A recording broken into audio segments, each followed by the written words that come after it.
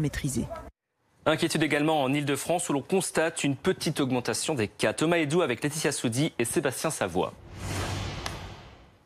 J'ai failli dire Laetitia. Pour rentrer dans cette clinique de Seine-Saint-Denis, le protocole est strict et tout le monde doit le respecter. Un peu de solution hydroalcoolique, donc vous faites bien la friction, Oui. Vous attendez que ce soit sec. D'accord. Ici, dans cet établissement, les soignants constatent que l'épidémie n'est pas vaincue. Certains lits du compartiment Covid-19 sont encore occupés. Ça s'est calmé courant mai, comme tout le monde. Et là, depuis 15 jours, on a une recrudescence de patients qui reviennent. Et on voit une augmentation, alors qui n'est pas encore fulminante, mais on voit quand même plus de patients qu'il y a 15 jours, par exemple. Pendant la crise sanitaire, cette clinique a hospitalisé 300 patients et en a placé une quarantaine en réanimation.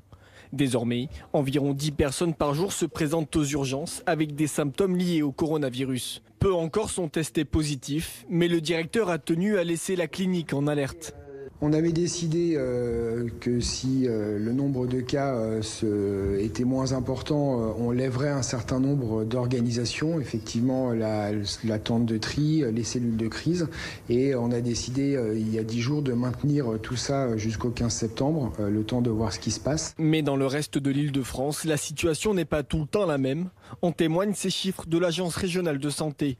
Du 8 au 15 juillet, le nombre de personnes hospitalisées pour Covid-19 est passé de 3 608 patients à 3 439 pour toute la région. Et on en parle avec notre invité Marcel Ichou. Bonjour.